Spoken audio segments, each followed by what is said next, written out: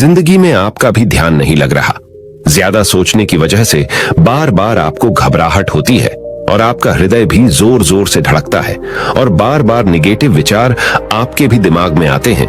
तो इस ज्यादा सोचने वाली बीमारी से बचने के लिए और इस बीमारी को दूर करने के लिए आज हम आपको एक बौद्ध भिक्षु की कहानी के माध्यम से आपकी समस्या का हल बताएंगे। तो आज के इस कहानी को पूरा देखें ताकि आप भी इस कहानी को सुनने के बाद आपकी समस्या से छुटकारा पा सके। तो चलिए आज के कहानी की शुरुआत करते हैं। एक बार चीन के एक हिस्से में बहुत बड़ा मठ था जहां लगभग 500 भिक्षु रहते थे। वो सभी अपने गुरु के मार्गदर्शन में खुद को जानने का अभ्यास कर रहे थे। एक दिन एक लड़का उस मठ में शिष्य बनने के लिए आया। उसने मास्टर से कहा, मास्टर, मैं खुद को जानना चाहता हूं। मैं सच की तलाश कर रहा हूं। मैं पता लगाना चाहता हूं कि सच क्या है।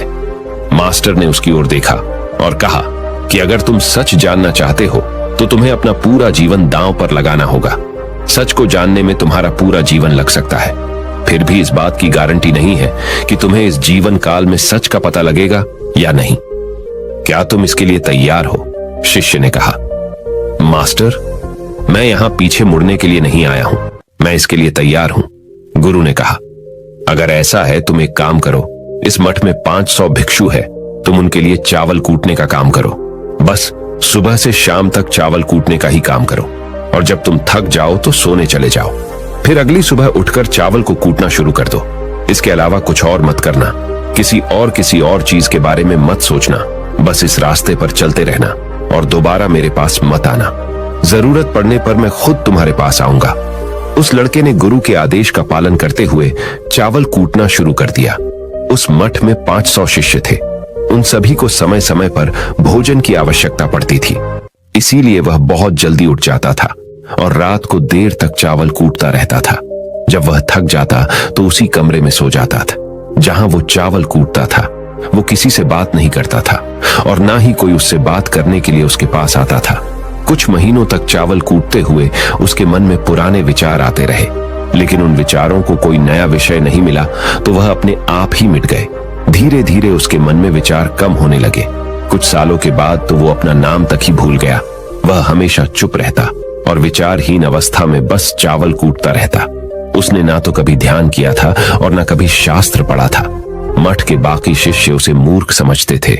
ऐसा करते हुए 12 साल बीत गए। 12 साल बाद एक दिन मास्टर ने घोषणा की, अब मेरा आखिरी समय आ रहा है और मुझे अपना उत्तराधिकारी चुनना है जो मेरे बाद मठ का मुखिया होगा। इसीलिए मेरा कोई भी शिष्य है जिससे लगता है कि उसे आत्म साक्षात्कार हो गया है और उससे खुद को जान लिया है, तो रात को मेरे दरवाजे के पास आकर इस दीवार पर कुछ पंक्तियां लिखें जिसमें उसकी जिंदगी का सारा अनुभव समाया हो। कई शिष्यों ने ऐसा करने के बारे में सोचा, पर मठ के प्रमुख शिष्यों में से एक ने वहां जाकर कुछ पंक्तियां लिखी। उसे बौद्ध धर्म ग्रंथों का बहुत ज्ञान था। सभी शिष्यों को लगता था कि वो इस मठ का उत्तराधिकारी बन सकता है। उसने लिखा था कि मन एक दर्पण की तरह है जिस पर विचारों और इच्छाओं की धूल जमा हो जाती है। इस धूल को हटाने के लिए ही ध्यान है। जिसकी धूल हट जाती है और मन का दर्पण साफ हो जाता है, वो मोक्ष को प्राप्त कर लेता है। अगली सुबह जब मास्टर उठे और उन्होंने इन पंक्तियों को देखा और उन्होंने कहा कि किस बेवकूफ ने यह सब कचरा मेरी दीवार पर लिखा है। वो शिष्य जिसने यह लिखा था वो चुप रहा। हालांकि उसने जो पंक्तियां लिखी थीं वो ज्ञान से भरी थीं, लेकिन यह सब किताबी ज्ञान था। वो शिष्य बहुत चालाक था। उसने पंक्तियां लिखी पर उसने नीचे अपने हस्ताक्षर नहीं किए, क्योंकि वो स्वयं इसके बारे में निश्चित नहीं था कि ये सही है या नहीं, क्योंकि उसे आत्म साक्षात्कार नहीं हुआ था। गुरु ने पंक्तियों को पूरी तरह से खारिज कर दिया। ये देखकर सभी हैरान रह गए। ये घटना पूरे मठ में चर्चा का विषय बन गई। इस विषय पर बात करते हुए 2 शिष्य उस शिष्य के पास से गुजरे जो 12 साल पहले यहाँ आया था और दिन रात चावल कूटता रहता था। दोनों की चर्चा सुनकर वह धीरे से हंस पड़ा। दोनों शिष्य ने उसे पूछा कि तुम क्यों हंस रहे हो? दोनों शिष्य की नजर में यह चावल कूटने वाला तुच्छ ही भिक्षु था। किसी ने उसे ना तो कभी ध्यान करते हुए देखा था, ना ही कभी शास्त्र पढ़ते हुए। हर कोई उसे मूर्ख समझता था जो बस चावल को ही जानता था। उस मठ में बहुत बड़े बड़े विद्वान थे, लेकिन उस चावल कूटने वाले को किसी से कोई मतलब नहीं था। इसीलिए वह दोनों शिष्य उसे मुस्कुराता हुआ देखकर चकित रह गए। उन्होंने फिर उससे पूछा कि तुम क्यों हंस रहे हो। उसने जवाब दिया, मैं इसीलिए हंसा कि मास्टर सही बोल रहे हैं, यह सब पंक्तियां कचरा है, इन पंक्तियों का कोई मूल्य नहीं है। वो दोनों शिष्य चौंक गए। उन्होंने उसे पूछा कि क्या तुम ऐसी पंक्तियां लिख सकते हो जो इससे भी बेहतर हो। चावल पीसने वाले ने जवाब दिया, नहीं, क्योंकि मैं अनपढ़ हूं, लेकिन हां, मैं कुछ पंक्तियां कह सकता हूं। अगर तुमने उन पंक्तियों को तुम लिख सकते हो तो मैं तुम्हारे साथ जाने के लिए तैयार हूं। उन दोनों शिष्यों ने कहा, ठीक है। वे मास्टर के कमरे के पास गए और चावल कूटने वाले ने कुछ पंक्तियां बोली और दूसरे शिष्य ने उस दीवार पर लिख दिया और उन पंक्तियों के नीचे लिख दिया कि चावल कूटने वाला। उन्हें लगा कि मास्टर इस पर भी गुस्सा करेंगे। जो पंक्तियों उसने लिखने के लिए कहा था बहुत अद्भुत थी और वो पंक्तियां थी, मन तो बस एक का भ्रम है ना, तो मन है, ना ही मन का कोई दर्पण है, और जब मन ही नहीं है तो धूल कहां ठहरेगी। जो ये जानता है वो सच को जान गया। जब गुरु ने ये पंक्तियां देखी तो वे आधी रात को उठे और चावल कूटने वाले के पास गए। वह सो रहा था। मास्टर ने उसे जगाया और कहा कि ये लो, मेरी छड़ी और मेरे वस्त्र ले लो। आज से तुम मेरे उत्तराधिकारी हो, लेकिन इस मठ को छोड़कर कहीं दूर चले जाओ, क्योंकि इस मठ में बहुत सारे विद्वान हैं जो खुद को तुमसे ज्यादा श्रेष्ठ मानते हैं और वो तुम्हें मार देंगे। वो इस बात को बर्दाश्त नहीं कर सकते कि एक साधारण सा चावल कूटने वाला उनसे ज्यादा विद्वान निकला। तुम्हें वह सारा ज्ञान हो गया है जो मुझे है। तुम्हें यह सारा ज्ञान चावल कूटते कूटते हुआ है, और मुझे पता है कि तुम जहां भी जाओगे लोग तुम्हारे पास आने लगेंगे, क्योंकि जब कोई फूल खिलता है तो उसकी महक हर तरफ फैलने लगती है। उसने अपने गुरु के पैर छुए और रात को ही वहां से चला गया। अगर हम अपनी जिंदगी में देखें तो पाएंगे बहुत से लोग सोचते हैं कि ध्यान केवल एक ही जगह बैठकर आंखें बंद कर कर ही किया जा सकता है, लेकिन हकीकत में ऐसा नहीं है। ध्यान तो चलते चलते भी किया जा सकता है, अपना कुछ काम करते हुए भी ध्यान किया जा सकता है।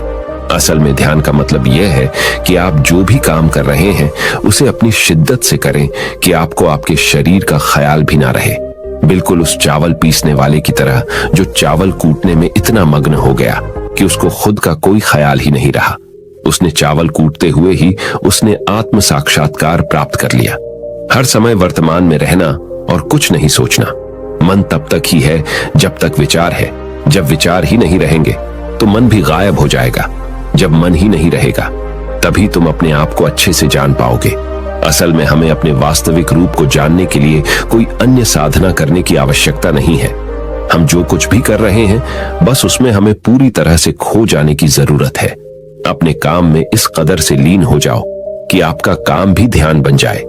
ज्यादा सोचने वाले लोगों के लिए दूसरी रहस्यमयी कहानी अब हम आपको बताएंगे, तो चलिए कहानी की शुरुआत करते हैं।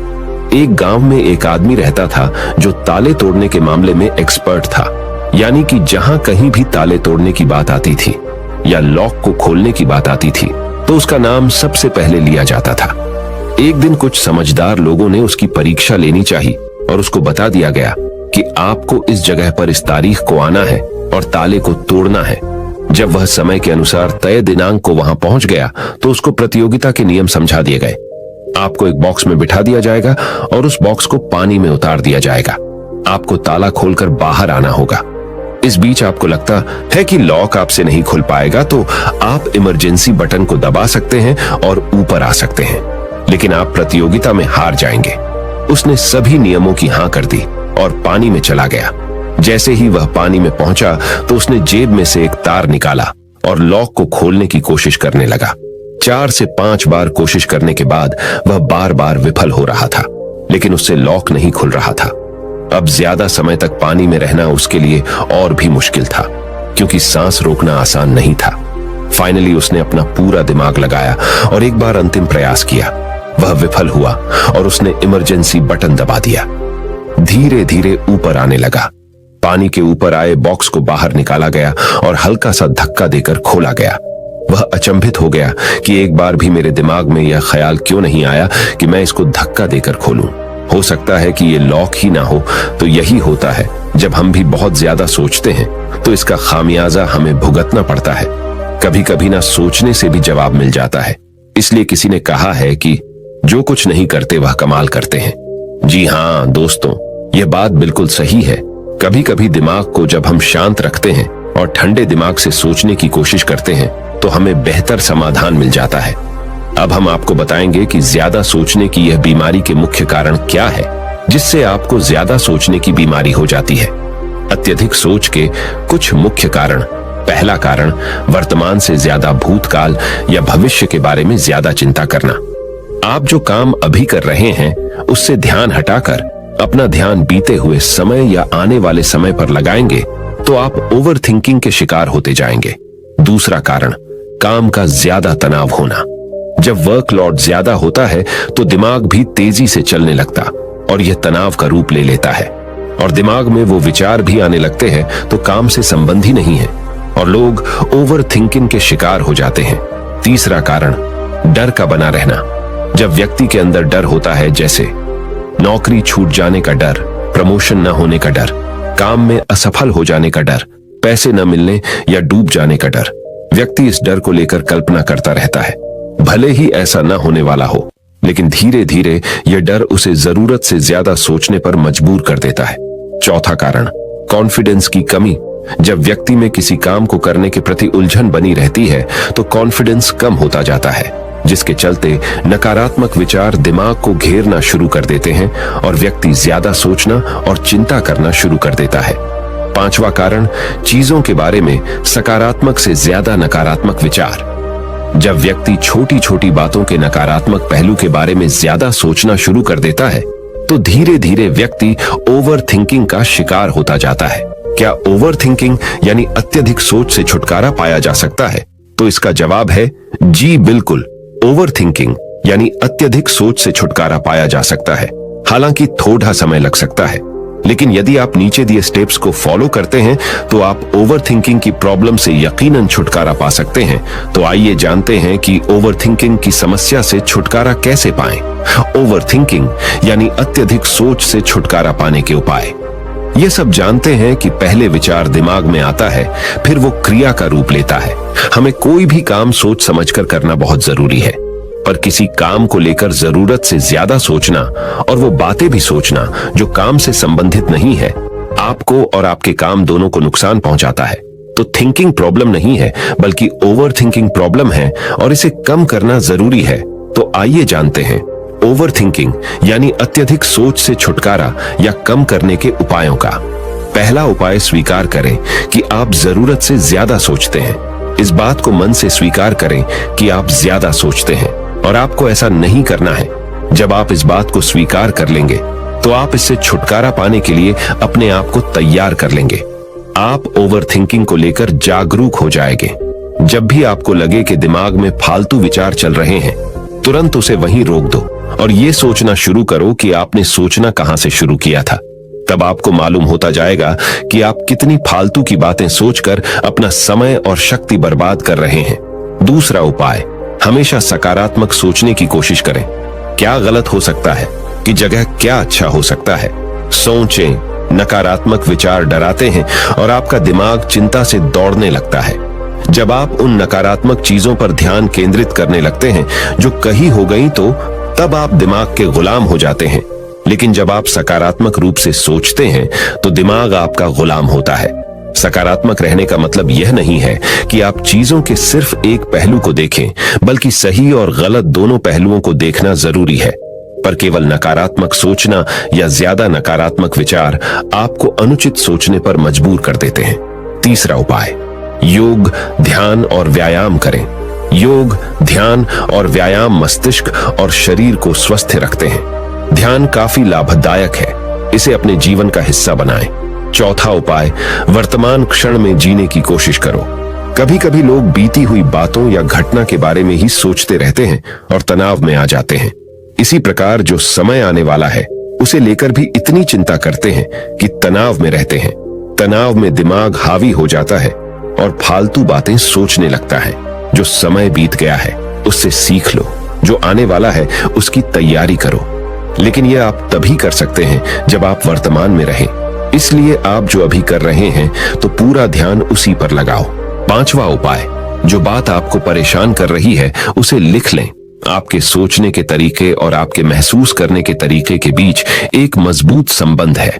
आपके सोचने का तरीका आपकी भावनात्मक स्थिति को प्रभावित करता है और आपकी भावनात्मक स्थिति आपके सोचने के तरीके को प्रभावित करती है। तो जो बात आपको परेशान कर रही है उसे लिख लें। अब उस बात के बारे में यह लिखें कि यह आपको क्यों परेशान कर रही है। अब अपने आप से प्रश्न करें कि क्या इस समस्या का हल परेशान रहना है। यदि नहीं तो उसका हल ढूंढे, और यही इसका कोई हल नहीं है तो परेशान रहने और सोचते रहने से क्या होगा।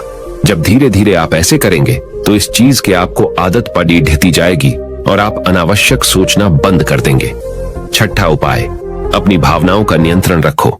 भावनाओं पर नियंत्रण रखने का मतलब यह बिल्कुल भी नहीं है कि आप अपनी भावनाओं को दबाएं, लेकिन आपको अपनी भावनाओं पर नियंत्रण रखना होगा। जब आप अपनी भावनाओं पर नियंत्रण रखते हैं तो हकीकत को देख पाते हैं। अनियंत्रित भावनाएं दिमागी विचारों को बेफजूल गति प्रदान करती हैं। सातवां उपाय, चिंता नहीं चिंतन करें। चिंता ओवरथिंकिंग को जन्म देती है और चिंतन क्रिएटिविटी को जन्म देता है। फालतू सोचने की जगह कोई कहानी, कोई लेख, कविता या कुछ रचनात्मक सोचें। आठवां उपाय, अपने पसंद की चीजें करें। जब भी आप फ्री हो तो कोई भी ऐसा काम करो जिसे करना आपको अच्छा लगता हो। किताबें पढ़ें, गाने सुने, गाने गाएं, घूमने जाएं। यदि आपके घर में बच्चे हैं तो बच्चों के साथ खेलें। अपने दोस्तों से साथ समय व्यतीत करें। नौवां उपाय, अपना सर्वश्रेष्ठ स्वीकार करें। जब आप ज्यादा सोचते हैं तो न चाहते हुए भी आप नकारात्मक बातें सोचते हैं और अपने आप को औरों से कम आंकने लगते हैं। याद रखें, कोई भी परफेक्ट नहीं होता। जो आप हैं, आप जैसा कोई नहीं है। लोग क्या कहते हैं इस पर ध्यान देने की बजाय अपना सर्वश्रेष्ठ स्वीकार करें, अपने ज्ञान को बढ़ाते रहें और पॉजिटिव रहें। 10वां उपाय, मन को शांत रखें। आधुनिक जिंदगी भाग दौड़ा और तनाव भरी है। अधिकतर लोगों के साथ तनाव में बने रहना इतना सामान्य हो जाता है कि उन्हें इस बात का पता ही नहीं चलता कि धीरे धीरे तनाव उनके मानसिक और शारीरिक स्वास्थ्य पर बुरा प्रभाव डाल रहा है। जब मन अशांत होता है तब नकारात्मक और बेफिजूल के विचार हमारे दिमाग में घर करने लगते हैं। यदि आप ओवरथिंकिंग से छुटकारा पाना चाहते हैं तो अपने मन को शांत रखें। आपके सोच को बदल देने वाली 3 कहानियां अभी हम आपके सामने प्रस्तुत कर रहे हैं, तो इसे ध्यान से सुने। यह आपकी जिंदगी बदल लेंगी। पहली कहानी, चमकीले नीले पत्थर की कीमत। एक शहर में बहुत ही ज्ञानी प्रतापी साधु महाराज आए हुए थे। बहुत से दीन दुखी परेशान लोग उनके पास उनकी कृपा दृष्टि पाने हेतु आने लगे। ऐसा ही एक दीन दुखी गरीब आदमी उनके पास आया और साधु महाराज से बोला, महाराज मैं बहुत ही गरीब हूं, मेरे ऊपर कर्जा भी है, मैं बहुत ही परेशान हूं, मुझ पर कुछ उपकार करें। साधु महाराज ने उसको एक चमकीला नीले रंग का पत्थर दिया और कहा कि यह कीमती पत्थर है, जाओ जितनी कीमत लगवा सको लगवा लो।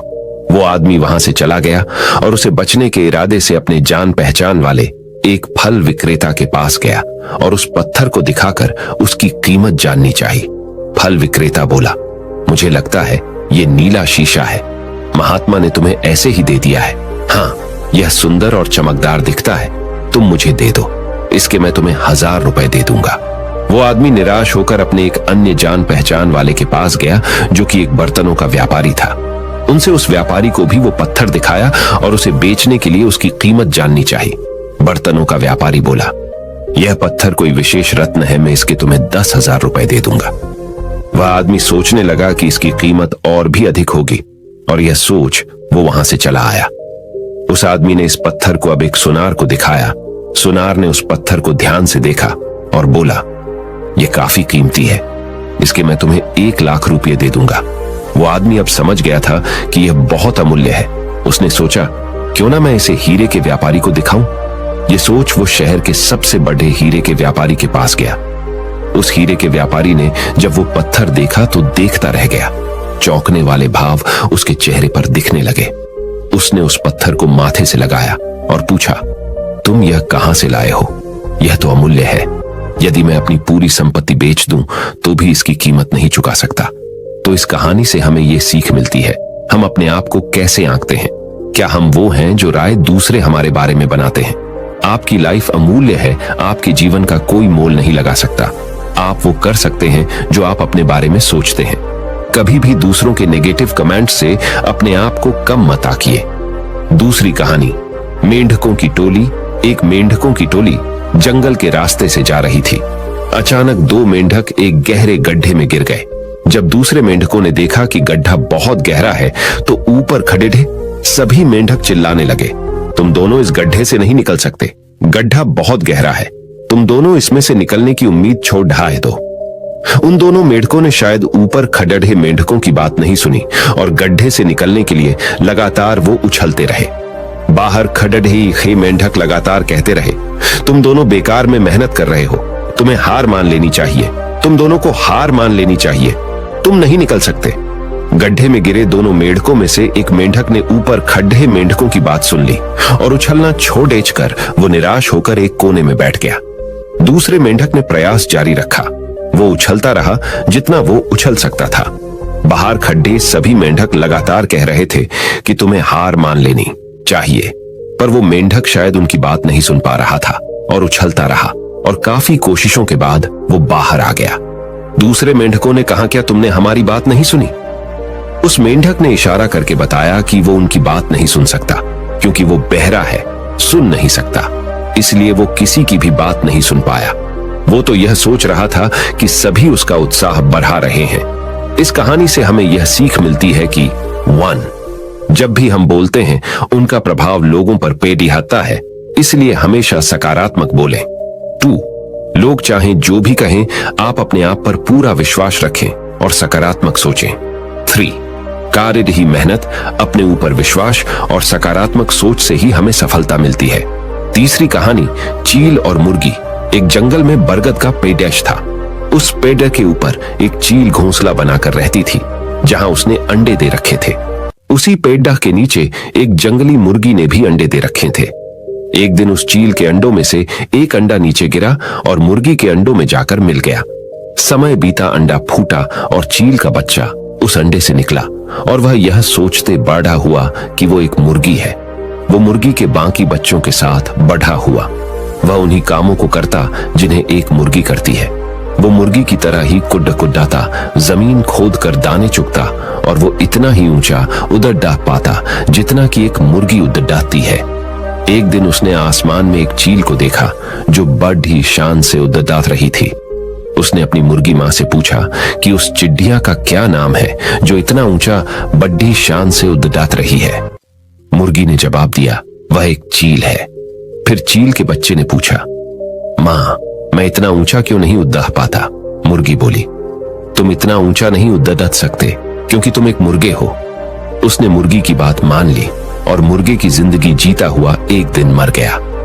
इस कहानी से हमें यह सीख मिलती है कि जो भी हम सोचते हैं या कुछ नया करने की कोशिश करते हैं तो दूसरे हमें यह कहकर रोकते हैं कि तुम ऐसा नहीं कर सकते, ऐसा नहीं हो सकता, और हम अपना इरादा यह सोचकर बदल लेते हैं कि वाकई मैं यह नहीं कर सकता और हार मान लेते हैं। इसका मुख्य कारण है अपने ऊपर भरोसा न होना, अपनी शक्तियों पर भरोसा न होना, अपने काम पर भरोसा न होना।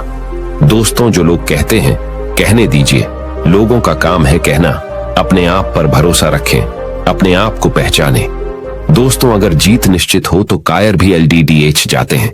बहादुर वो कहलाते हैं जो हार निश्चित हो फिर भी मैदान नहीं छोड़ डाहते। मित्रों, उम्मीद करता हूं कि आपको इन 3 कहानियों से अपनी सोच को बदल लेने में मदद मिली होगी और आपको अपने ज्यादा सोचने वाली समस्या से छुटकारा पाने के उपाय भी इस वीडियो के माध्यम से आपको मिले होंगे। इस वीडियो से आपको कुछ सीखने को मिला हो तो इस वीडियो को अपने दोस्तों के साथ जितना हो सके उतना शेयर कीजिए और इस वीडियो के एक लाइक कीजिए और हमारे चैनल को सब्सक्राइब कीजिए। इस वीडियो को देखने के लिए आपका बहुत बहुत धन्यवाद। नमो बुद्धाय।